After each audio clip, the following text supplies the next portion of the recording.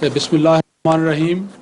Now we are going to present the program of Mulaqat, which is a regular feature of the Muslim television Ahmadiyya. In this program, people from various countries, they have the honor of sitting with Huzoor and asking certain questions from him. Today, the group of Ahmadis who are going to have this honor, they are from various Arab countries. So they will be having the honor of asking certain questions from Huzoor in English or in Arabic, and simultaneous translation in Arabic will be provided by our brother Sayyid Hilmi Shafi.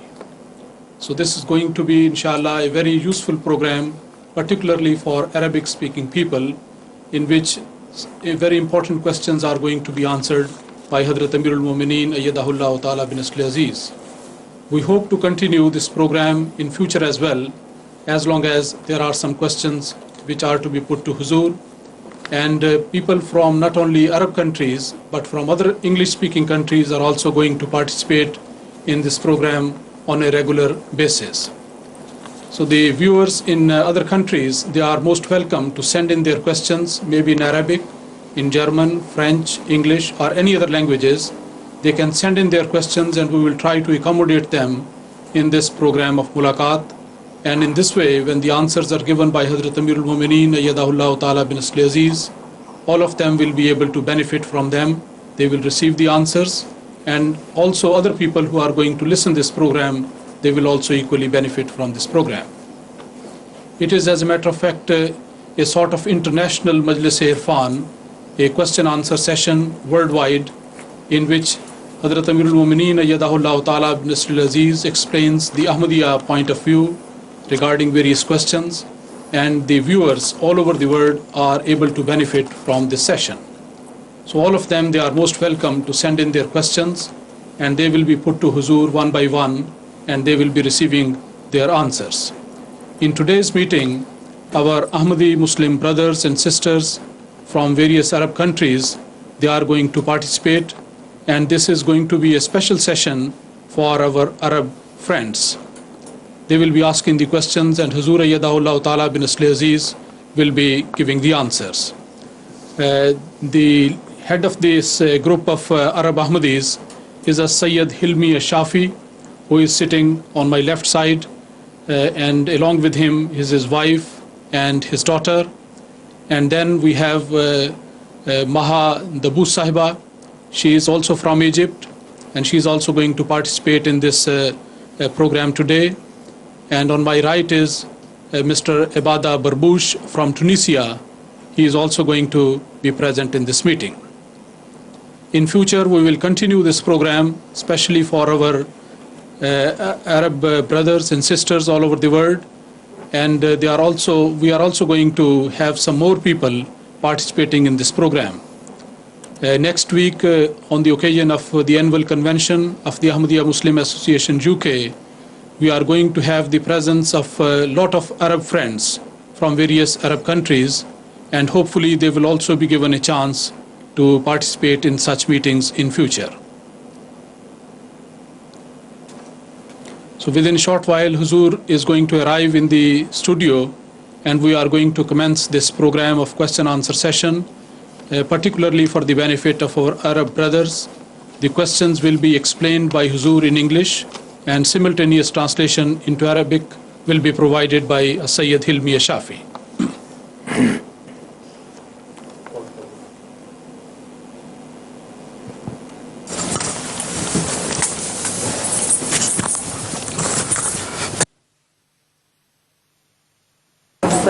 Sorry to be late, but there was a visitor from Bosnia, a lady doctor from Norway. Please be seated, who had come to discuss a few things.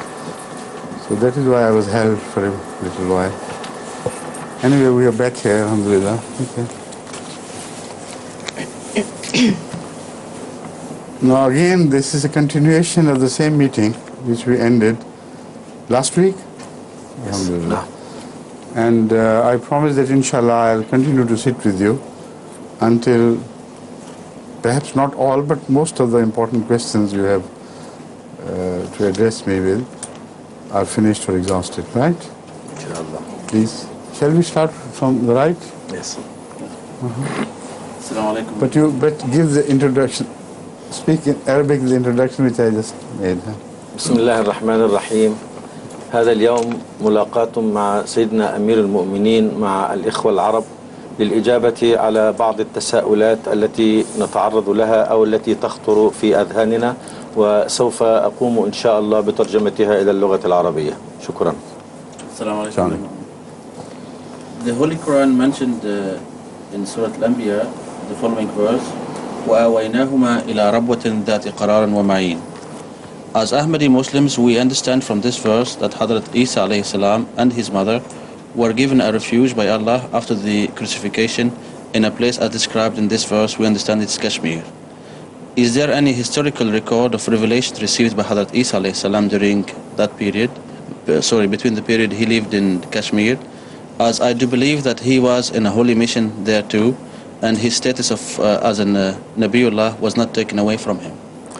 Would you please translate it into Arabic yourself, or would you like him to translate? السؤال هو: ورد في القرآن الكريم عن سيدنا عيسى وأمه وآويناهما إلى ربوة ذات قرار ومعين، ونحن الأحمديين نعتقد أن سيدنا عيسى أكمل مهمته بعد أن غادر فلسطين واتجه إلى الشرق حتى وصل إلى كشمير. وهل نبوته استمرت معه في هذه المهمة؟ وهل هناك قرائن أو أشياء تاريخية تدل على أنه كان يتلقى الوحي في ذلك الوقت أم لا؟ That's right. This question which you have raised is involved. It's like, the mountain road, it goes winding up and turns many a corner, and questions are raised before we reach the end of the question. So although you have shaped the question in the end in a very different way, while you were building the question, so many other questions cropped up here and there. I thought you would stop at every time, at every corner, and say, look, this is a question, that is a question, that is a question. You missed all of them. So if you permit, I would slightly touch upon those, otherwise people will remain, confused and dissatisfied. Please test. يقول أمير المؤمنين أن هذا السؤال حلزوني، يمر على نقاط أسئلة كثيرة، فلا بد من إعادة السؤال بطريقة أخرى حتى نجيب على هذه التساؤلات، وهذا ما نحبه ونريده. You see, first of all, the question is what awa means and what is the incident to which the Holy Quran is referring. People, the non-Ahmadi Muslims, believe, perhaps, as during my discussions, it emerged from the discussions, that Hadrat Maryam, before the birth of Jesus Christ, went to a remote place, and there it was given the shelter in Zat-e Qarar, Brabbatin Zat-e Qararin wa Ma'in, and that is the incident to which the Holy Quran is referring. While in fact the style of expression rejects this connotation, because as I understand not only Arabic but all other languages, when a pregnant woman moves from one place to other, you never say they both went from here to there. You don't refer to them as tasniya, you see. So again, the Holy Quran begins with the word ibna. First ibna wa ummuhu. So which means it begins with the reference to two people and then refers to them in tasniya. So that meaning is absolutely out of question. आयत में जलना आयत में पढ़े ना full verse. जलना अपना मरियम व उम्महु आयतन और आयत. Read the full verse, please. No, I just got وآويناهما إلى ربوة. Have Surah ماذا نكان इसमें होगा. I'll read the full verse. Can I translate this? Yes, please. يقول أمير المؤمنين أنه يجب أولا أن نفهم معنى آوى وآويناهما. بعض المفسرين يعتقدوا أن في حادثة مولد سيدنا عيسى أن أمه ذهبت به إلى مكان بعيد ووضعته هناك، وأن الآية تشير إلى هذه الحادثة. ولكن يجب أن نتنبه إلى أسلوب الآية. الآية تقول ابنها أولا، آويناه وأمه، أي ذكر هو أولا ثم أمه، ثم تحدث عنهما بأسلوب التثنية. وليس في اللغة العربية ولا في اللغات الأخرى يكون الأسلوب بهذه الطريقة. عندما تكون سيدة حامل يتحدث القرآن أو اللغة تتحدث عنهما على أنهما شخصان. You see, the points which I'm going to raise are twofold.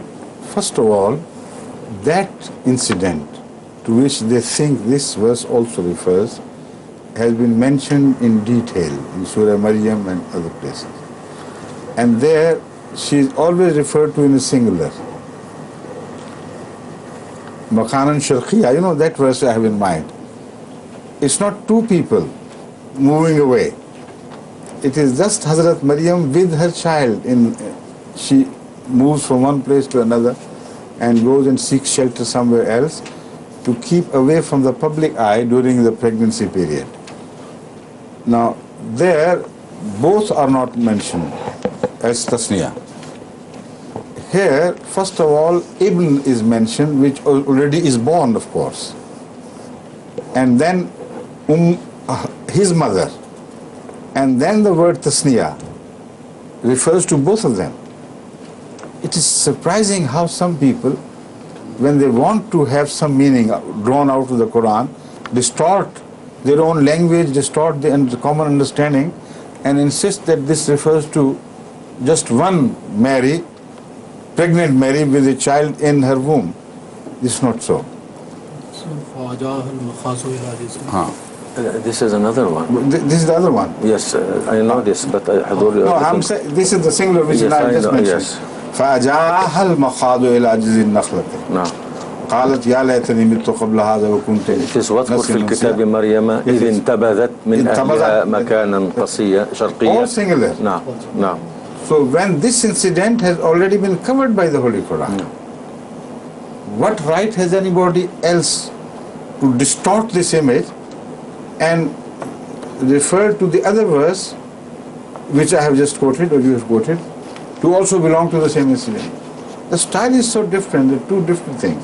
First, read this. يقول أمير المؤمنين أن حادثة الوضع هذه ذكرت في سورة مريم بتفصيل كبير، وكان الحديث عن السيدة مريم وحدها بصيغة المفرد، وعند ذكر ابنها كان يذكر على أنه وليد.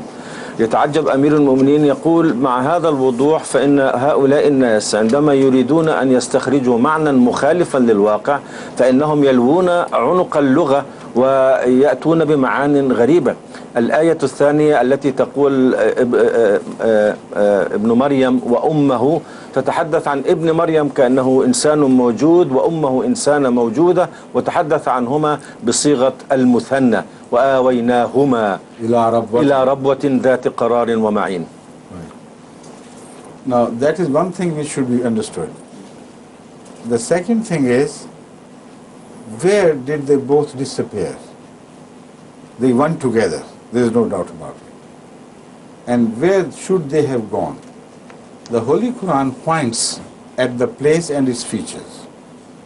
It's a place which is mountainous, plateau-like, and a place where is peace, ذات قرار ومعين. And there are also many springs. Now this description applies beautifully to Kashmir. There is no doubt about it. But there is only one finger pointing at this. There should be other evidence. How on earth could we imagine that this verse is definitely speaking of Kashmir, and how can we fix the place to be that? This is a big issue. Now, if the Holy Quran has spoken on something which relates to Jesus Christ, of course we should expect that the New Testament also should refer to that incident. And when you see another finger pointing at that point, then at the juncture of the two signs, you can recognize the place. Now, Jesus Christ is known to have said that before crucifixion, that he would leave the people and go in search of or in pursuit of the lost sheep of the house of Israel. Now this is very significant. He made a promise to his people that he would leave them and go to the lost sheep of the house of Israel. Everyone who has the slightest knowledge of the history of Jews understands from this that earlier than the time of Jesus Christ, peace be upon him, 12 tribes of Israel, 10 out of 12 tribes of Israel had been turned out of Judea, and they had to travel, they call it diaspora, you know. They were scattered all over, but they had to travel eastward. And they settled in some eastern countries as they proceeded along the courses. So now, Jesus has promised that I am going to leave you and I would go to pursue these lost tribes of Israel. When you understand this, then the Holy Quran's verse becomes very clear. You see, a prophet has made a promise. How can he die without fulfilling that promise? So if, as the others believe, instead of being crucified, he was lifted to the heaven, where was this promise? He had forgotten, or had God forgotten this promise? So he could not have risen to heaven without fulfilling this promise. But God has also attached inseparably his own mother with him. So they both to go together wherever this verse indicates. And where did they go? Before childbirth we know, but then they came back. Again, we also know that ava means an escape from danger and a shelter from danger. So the danger to both of them appeared during the time of crucifixion or before that, with the great hostility shown by the Jewish people towards him and his mother and all the others. God promised that these two I have saved, and I have removed them from the place of danger to a place where there is peace, shelter, mountainous area and springs. So where should Jesus go after crucifixion? Obviously in the direction which is set first by the Quran and second by the Bible. According to the Quran, the area is described. According to the Bible, the people are described who must have settled in that area. Otherwise his promise will be wrong. So if you trace the exodus of the Jews, the 10 tribes I mean, towards east, now the Christian scholars, the Western scholars themselves now agree that the people of Afghanistan and the people of Kashmir are of Jewish origin, Israelites. And anyone can see that, you know, looking at them is so easy, because their features, their nomenclature, you know, look at the tribes of Afghan tribes, Isa Khel, Musa Khel, this Khel, that Khel. Such terminology is not in usage in India anywhere else. Only among the Afghans. And the names of the places when you reach Kashmir are surprisingly those which were used in Palestine in olden days. And then the Takht Sulaimani and this, you read the nomenclature, particularly this is mentioned in the book of Hazrat Islam under the title Masih Hindustan mein, Messiah in India. Now, I know that my answer has become too big. I'll stop here. But by pointing out that this verse leads to a place which is not mentioned as Kashmir. I agree. No name is mentioned, but to a place of a certain description. The other biblical verse leads us to follow the course, directs us to follow the course of how people of the house of Israel. Wherever they went, Jesus must have gone. And this is established that they went and settled in Kashmir. Now the verse does not apply to Afghanistan. It's far from being a piece of, an abode of peace and, mountain, the sort of Jannah which is described in this verse does not apply to Afghanistan, but to Kashmir, of course. So this is only a partial answer to the second part of the question. Then I'll turn to the third one. Right? يقول أمير المؤمنين أن هذه الآية تشير إلى بعض السمات التي يتميز بها المكان الذي ذهب إليه أو آوى إليه سيدنا عيسى وأمه.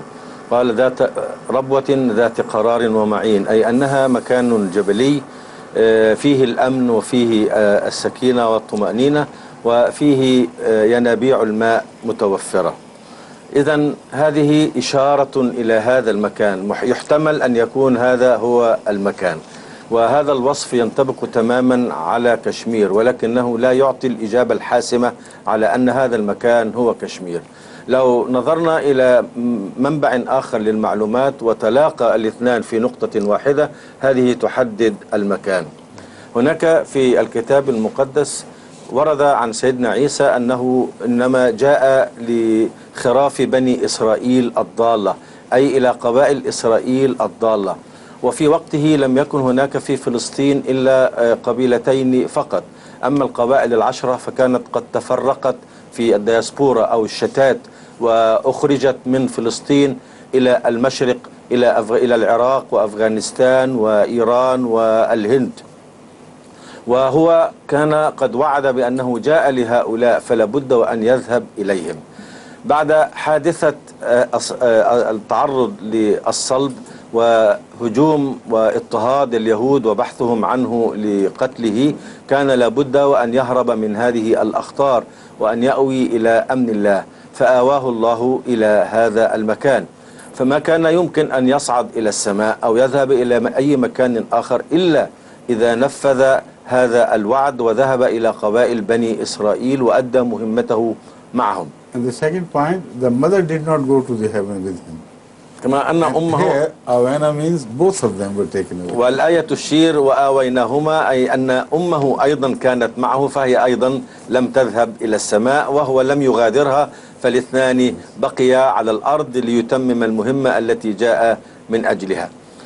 العلماء الآن التاريخيون يقولون ويوافقون على أن اليهود ذهبوا إلى بلاد الشرق في الأماكن التي أشار إليها، ولو أن أحدا زار هذه الأماكن ونظر في ملامح هؤلاء الأقوام ودرس عاداتهم وأشكالهم وعقائدهم وبعض الأسماء الموجودة هناك لتبين أن أصولهم من بني إسرائيل. وأنا شخصيا ذهبت إلى كشمير ورأيت في سرينجر السكان هناك كأنك ترى بيت المقدس، الوجوه وجوه فلسطينية بيضاء ذات سمات خاصة لا توجد في الهنود أبدا، وكل من حولهم يختلف عنهم في هذا الشكل. إذن هو ذهب إلى هذا المكان ليتمم مهمته. Excellent translation. You see, in shorter time than I said, he covered everything with the grace of Allah. Now, the second thing about the last thing, particularly about the ilham or wahi, which must have continued wherever he went along with him, because he was still the prophet of God. So there is no doubt about it. This must continue. But there was a difference between the wahi which he did receive from God and the wahi which was distorted later on by those who recorded the Bible and, prepared 4 different books in the name of Allah, but nobody knows for certain whether these are the very things which happened or something else happened. There is even St. John, who invented some new things which have never been mentioned in the earlier 3 scripts of Bible, that is Matthew, Luca and Mark. They are not mentioned, and he invented, and the almost entire philosophy of eternal companionship of the Son with God is built on that one sentence found in the Gospel of St. John. I'm just giving you example of how unreliable they became. You know, you must have heard so much from Christians. He was Word, Jesus was Word, Word was with God, you know. And God was eternal and this Word became Jesus later on. You read the Old Testament about the creation, you don't find any reference to this Word. You read the 3 Gospels I have just mentioned, you read no reference whatsoever to this Word. This is an invention of the mind of St. John, and they built Christianity on this word, on his word alone, while he had never seen Jesus Christ himself. So what I mean to say is, you cannot expect Jesus Christ to condone the mistakes which were added onto the Bible after he had departed. The Holy Quran, when it refers to this incident, when God would inquire from him, did you do that? He said, Kuntu alayhim shahidan ma dumtu fihim. Falamma tawaffaytani kunta anta raqib alayhim. Ma dumtu fihim is very important stage. As long as he remained there, the Bible was not twisted. But when he left them, then anything could happen. So you can't expect the same Bible to be found during his hijrah. It has to be a different version. We had no record of that. But with the grace of Allah, Hazrat Masih Maud was told by Allah that God would make the earth throw up the evidence, more and more evidence, in favor of this doctrine which God has guided you to. So only a few years ago, about 2 decades ago I think, within 2 decades, a book was published from Oxford University, which was a research paper. That research paper is entitled Among the Dervishes. And this speaks of a scholar who went in search of Dervish tribes in Herat to find out about their culture, the way what they believe in, how they practice things. And he writes in that book that I was surprised to discover a clan among the Pathan which called itself Christian Muslims. He said, what do you mean by Christian Muslim? Either you call yourself Christian or Muslim. So, and the name of that tribe was Musai. They related to Moses. And the head of the clan was Abba Yahya. Abba is a Jewish term of their elders, you know, Abba. So Abba Yahya, he said, I went to him, although it was not the part of my subject, but out of inquisitiveness, you know, I just went there. And he told me a most surprising thing. He said, Jesus Christ, you think, was crucified and died upon cross. This is your thought. You're absolutely wrong in this. Jesus Christ was saved by Allah from that accursed death upon cross.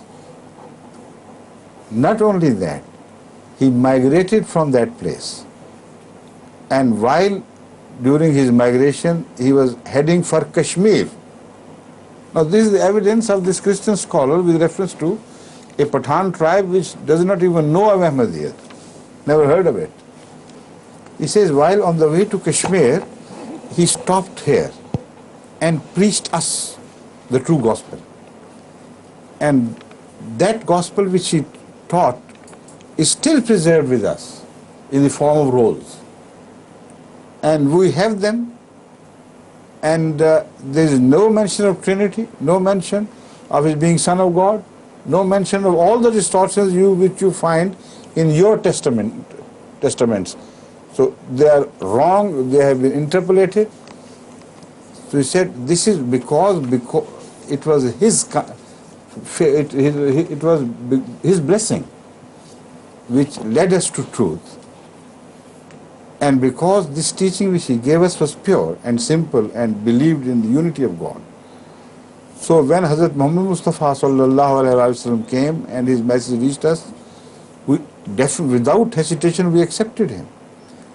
But we remembered that the first benefactor who led us to the glory of Muhammad Rasulullah sallallahu was Jesus Christ. We said we shouldn't forget him. So we decided, when the elders decided, to continue to call ourselves Christian Muslims. So this was the reason why they were called Christian Muslims. Then he said that he went to Kashmir, remained there, and then once again revisited us, and then went back.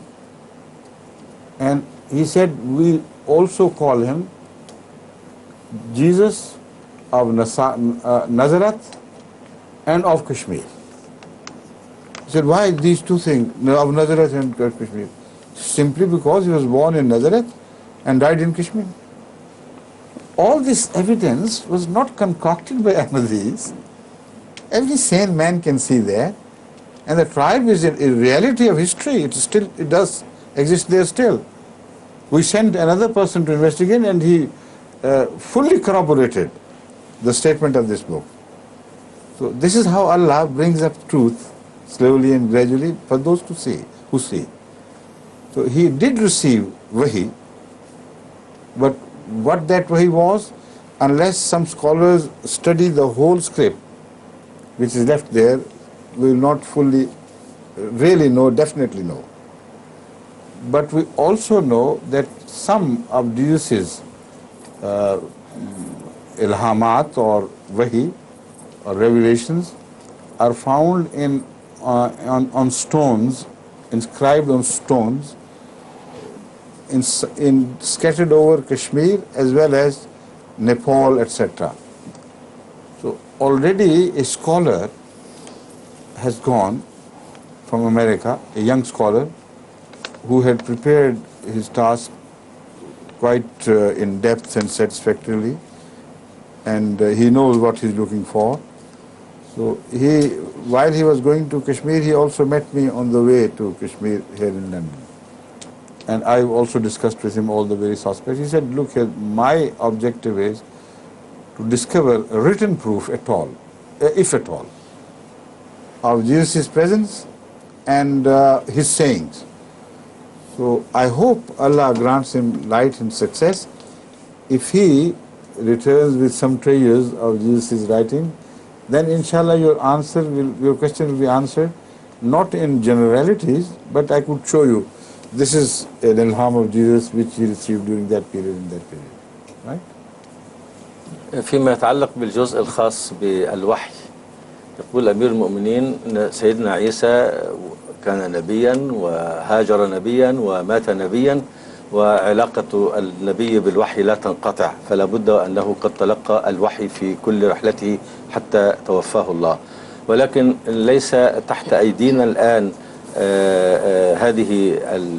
هذا الوحي، ولكن هناك عالم أمريكي اتجه نحو هذه الوجهة، وهو قد قابل حضور ويريد أن يحصل على بعض هذا الوحي، ونرجو إن شاء الله أن يجد شيئا من هذا الوحي منقوشا على بعض الأحجار، وعندئذ يكون هناك الدليل القاطع على الأمور التي أوحى بها الله سبحانه وتعالى إلى سيدنا عيسى.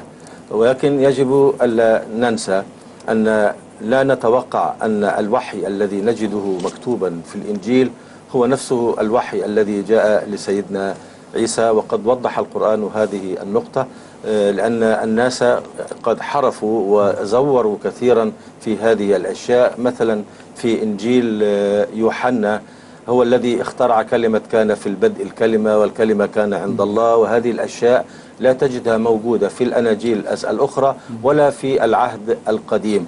وبنيت القضية كلها العلاقة بين الله وبين عيسى كأنه ابنه أو كلمته بهذه الطريقة المشوهة، ولا يعتبر سيدنا عيسى مسؤولا عن هذا، وقد برأه القرآن في آيات كثيرة في هذا الحوار. أنت قلت للناس اتخذوني وأمي إلهين كذا فكان يجيب لا، لقد كنت عليهم شهيدا ما دمت فيهم، فلما توفيتني كنت أنت الرقيب عليهم، أي كأن القرآن يبين أنه ليس مسؤولا عن هذه الأخطاء التي أدخلها الناس من بعده. على أي حال، هناك أيضا بعض العلماء الذين جابوا هذه المناطق إلى أفغانستان في الطريق إلى كشمير، وهناك في حيرات قابلوا بعض القبائل أو الجماعات التي تسمى موساي نسبة إلى موسى، وهذا يدل على أنهم من أصل يهودي. ووجد أن رئيس الجماعة أو القبيلة هذه يسمى أبا يحيى، ويحيى اسم يهودي وأبا لقب للكبار من اليهود. هذه القبيلة كانت تسمي نفسها المسلمون المسيحيون أو المسيحيون المسلمون، فتعجب كيف أنتم مسيحيون ومسلمون في نفس الوقت. قالوا أن عيسى جاء إلى هنا، قال عيسى هذا قد ارتفع إلى السماء، قال لا هذا خطأ، أو صلبوه ومات في فلسطين، قالوا لا هذا خطأ وجاء عندنا وبلغنا رسالته. After he was saved from death upon crucifixion. بعد أن نجاه الله من حادثة الصليب جاء إلينا هنا ودعانا وآمنا به وكان يدعو إلى التوحيد. وبعد ذلك جاء النبي صلى الله عليه وسلم وجاء الإسلام. He also said, this is mentioned in the book, that he passed through us while on way to Kashmir. Yes. Yes. That is also mentioned, Kashmir, yes. ولما جاء النبي صلى الله عليه وسلم دخلنا في الإسلام وأمنا به، لكن كان الفضل الأول لسيدنا عيسى لأنه هو الذي بشرنا بمجيء النبي صلى الله عليه وسلم، ولذلك نحن نسمي أنفسنا المسلمون المسيحيون. وكان سيدنا عيسى يمر بيننا في طريقه إلى كشمير حيث ذهب إلى هناك. And he died in Kashmir. That is why we call him. نعم. موسى. Yes, please. وتوفي في كشمير، ولذلك نحن نسميه يسوع الناصري ويسوع الكشميري، لأنه ولد في الناصرة ومات في كشمير. نعم. وسيدنا المسيح الموعود عليه السلام هو الذي أنبأنا وأخبرنا بأن الله سبحانه وتعالى قال له في الوحي أن الأرض سوف تخرج هذه الأنباء، وهذا ما حدث لأن هؤلاء الناس الذين ذهبوا واكتشفوا هذه الأشياء واكتشفوا السكرولز أو الأوراق التي توجد بها هذه الأمور، عرفنا الأشياء الكثيرة عن رحلة سيدنا عيسى في هذه الأقاليم. Excellent. Everything is covered. Next, please. You have another question? Okay. Then. Oh, that verse I wanted to read. Yes, sir. وَجَعَلْنَا ابْنَ مَرْيَمَ وَأُمَّهُ آيَةً. They were a sign of Allah. وَآوَيْنَاهُمَا إِلَىٰ رَبَّةٍ ذَاتِ قَرَارٍ مَّعِينٍ. This is very clear that it's not referring to the same incident where Mary alone is said to have migrated from one place to another. There is also the birth of Isa. Is it an ayah? I think his najah from the crucifixion. Yes, is the ayah. that is ayah, of course. Yes. That is also a point, but another discussion will begin. So yes. Please. There is another question. Usually, some Arabs give certain signs of the Imam Mahdi. Right. For instance, his name, his origin from among the Prophet's progeny, being from Arabia. Are these the principal signs for the Imam Mahdi? If not, what are the real signs for the advent of Al-Mahdi? You see, what are signs?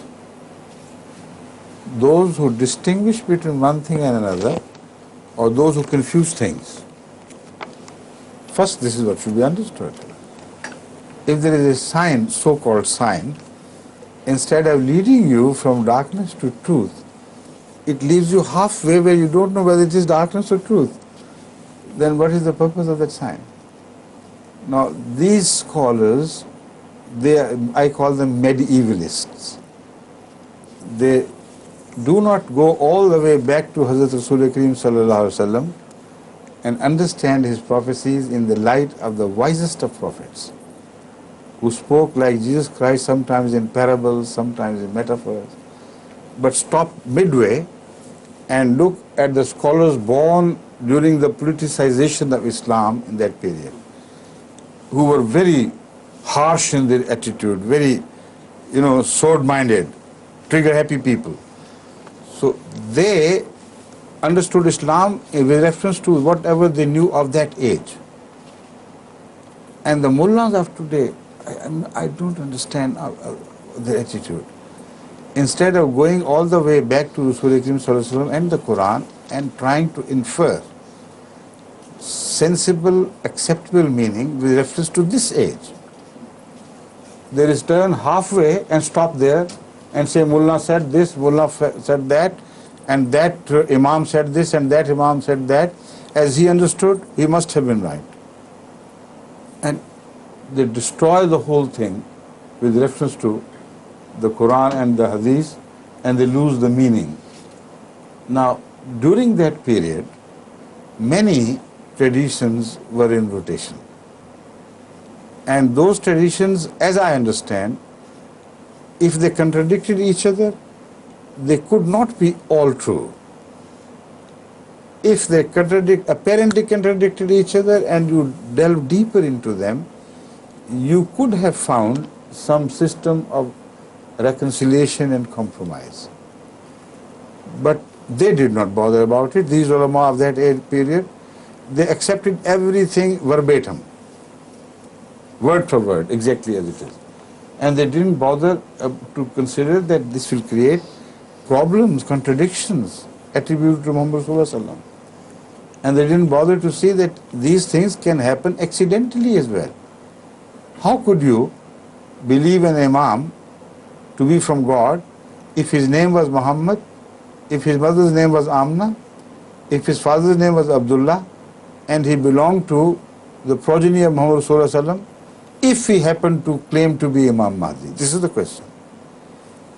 If these are really signs which do not confuse things, then there was exactly such an imam born in Yemen. Why have you rejected him? Why don't you believe in him? Was it Yemen or Sudan? Sudan. The Mahdi of Sudan fulfilled these requirements. And unfortunately, he met with disaster ultimately and has become a part of history.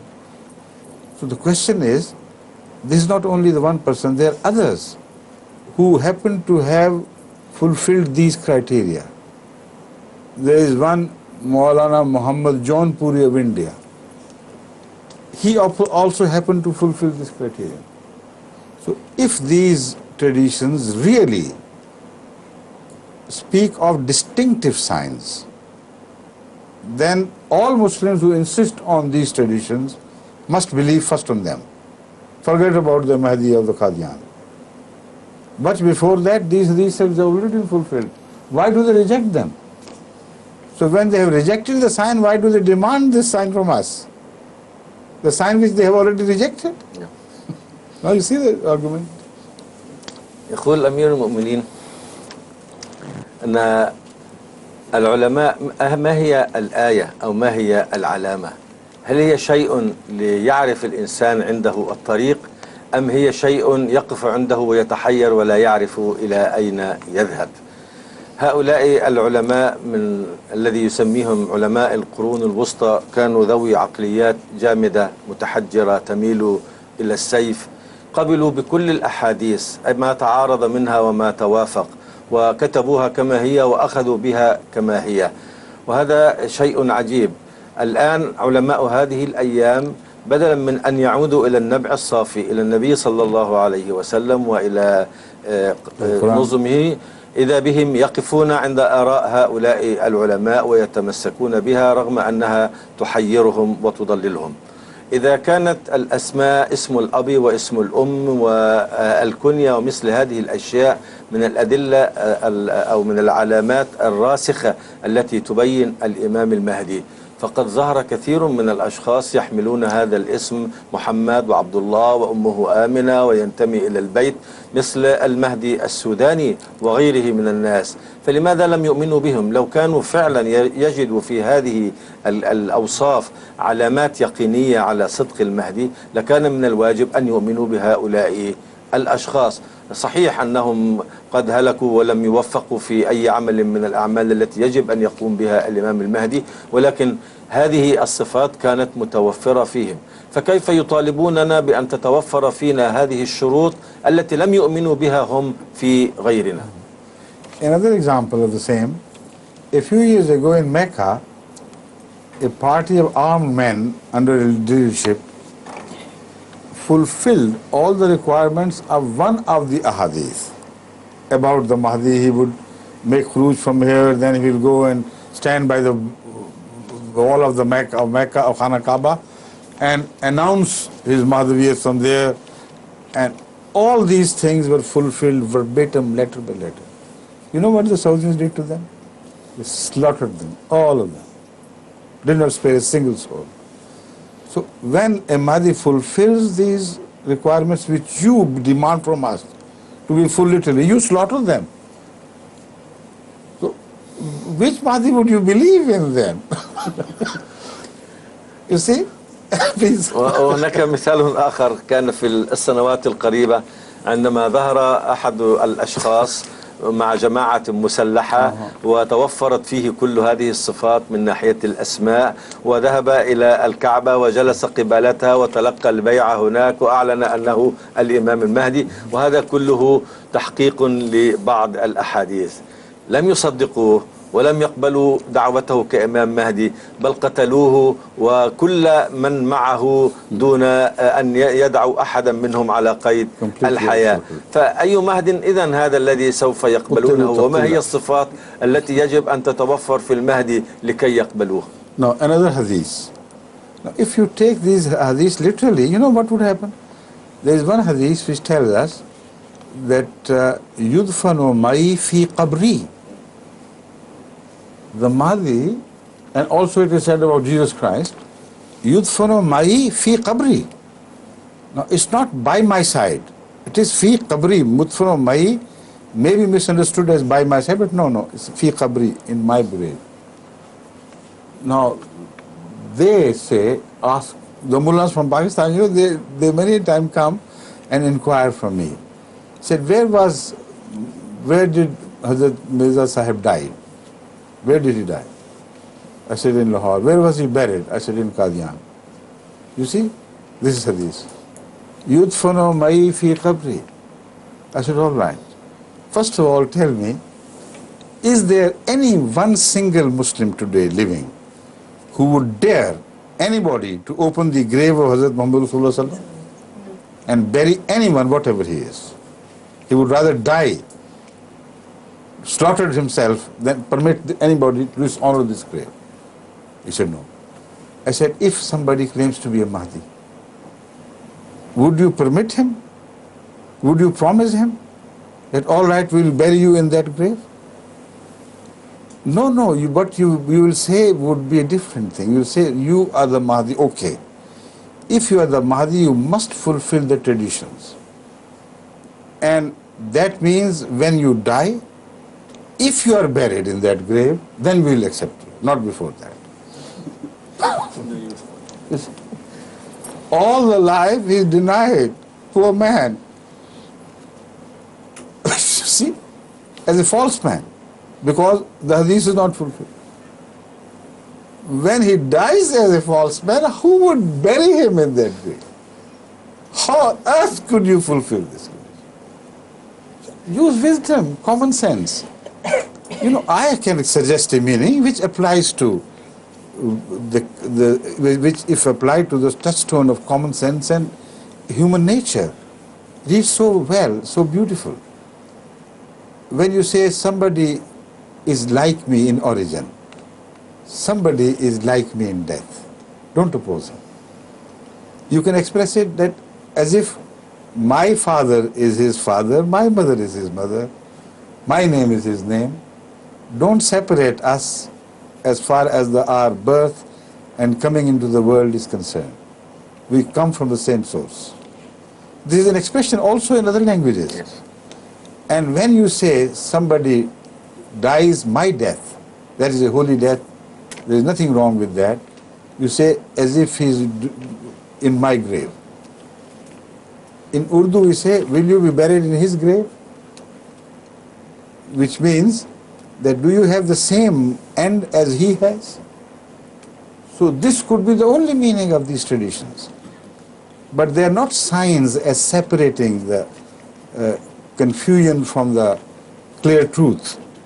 Because as I have expressed already, they lead from something to confusion, and insoluble confusion. After that, I'll quote a hadith, which I consider a sign.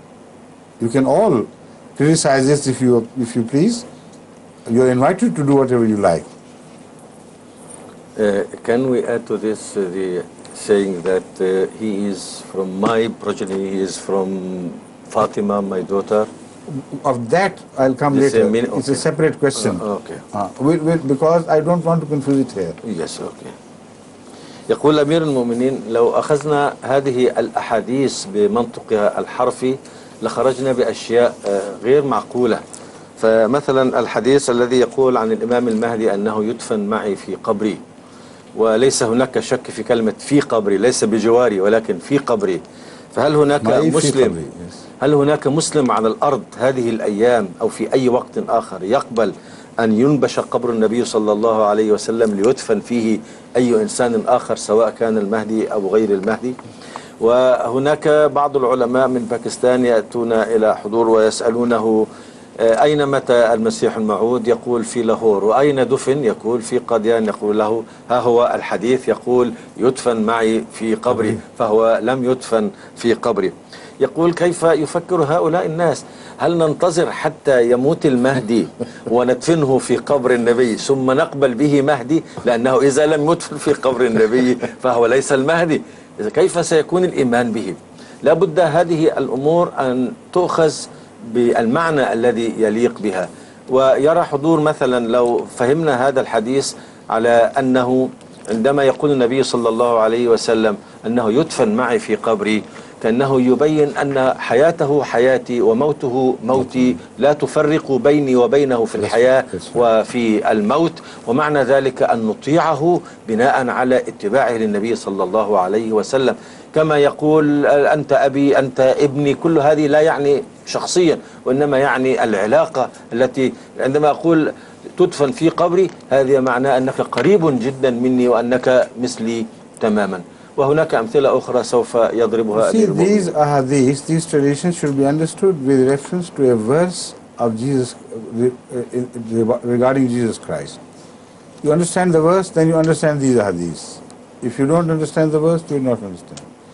The Holy Quran tells that Jesus said, Salamun alayya yawma wulidtu wa yawma amutu wa yawma ubathu hayya.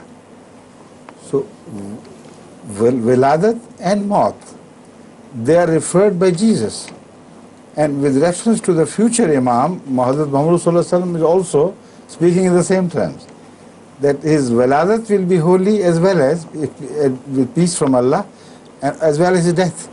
So don't mock at him, don't laugh at him, don't separate him from me. If you do it, you will be separating him from me, you know. No. So these things are metaphorical, spiritual things. They should be understood in relation to the Quranic versions, Quranic verses. إن هذه الأحاديث تفهم على ضوء الآية الكريمة التي تتحدث عن سيدنا عيسى والسلام علي يوم ولدت ويوم أموت ويوم أبعث حيا.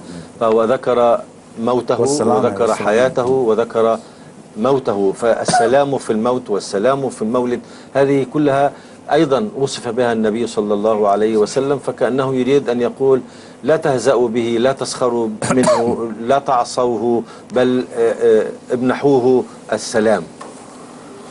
Now, one tradition, there's so many traditions. There are other things which I must point out. That no Mahdi could be considered as Mahdi who has lived his life and Jesus has not appeared during his lifetime. This is something very important which should be understood by all these people who are in search of a sign. Hazrat Muhammad Rasulullah Kareem Sallallahu Alaihi Wasallam is consistent on this, that Mahdi would appear first and then Jesus Christ. And both will share the same age. So all the Mahdis, whether they are Shia Mahdis or Sunni Mahdis of the past, do not qualify this test. They're out of the contest. Secondly, there is a tradition which, and this is why, surprisingly, nobody claimed to be Messiah, because they thought he would descend from heaven. And no false man could make him appear from heaven, So surprisingly, they all claim about Mahdiyat, but don't claim about Messiah. They know it's not possible for them because their understanding about Messiah was wrong, and it could not be fulfilled according to their understanding. That the prophecy could not be fulfilled according to their understanding. Now let's turn to another tradition which speaks of heavenly signs, which are beyond the scope of any man. Hazrat Rasulullah Kareem Sallallahu Alaihi Wasallam speaks of the two signs in the words, وَإِنَّ لِمَهْدِيِنَا آيَتَيْنِ لَمْ تَكُونَا مُنْذُ خَلْقِ السَّمَاوَاتِ وَالْأَرْضِ أَوَّلُهَا أَنْ يَنْكَسِفَ الْقَمَرُ فِي أَوَّلِ لَيْلَةٍ مِنْ رَمَضَانَ وَتَنْكَسِفُ الشَّمْسُ فِي النِّصْفِ مِنْهُ وَلَمْ تَكُونَا مُنْذُ خَلْقِ السَّمَاوَاتِ وَالْأَرْضِ. I have already spoken on this, haven't I? Yes, but with no detail. No detail. So these are the two signs which could not have been, first of all, forged by anyone who used there were people who used to forge hadith. No man could forge such a hadith because it relates to something which is heavenly, and it could not serve the purpose of any false claimant. You see, this is also very interesting. So many Mahdis are found in history, so-called Mahdis. None of them, without exception, has shown the advent of Jesus Christ in any form. Is absolutely dumb and numb over it. So how could he be the same person? And none of them has pointed to these two heavenly signs, because man could not control the heavenly signs, they are only in the control of God. So because it did not serve the purpose of any false man, how a false man could imagine such a thing? And for what purpose? Every hadith which was distorted or which was concocted had some purpose, some ulterior motive to serve. And with this hadith there is no ulterior motive, because it's something beyond human knowledge, human control. So the two signs are, the moon will eclipse on the first of the nights, and the sun would eclipse in the middle of the days of Ramadan. Now, I have read old scholars who have written very clearly. I have got some references which I will speak during my address in Al-Salam. Inshallah.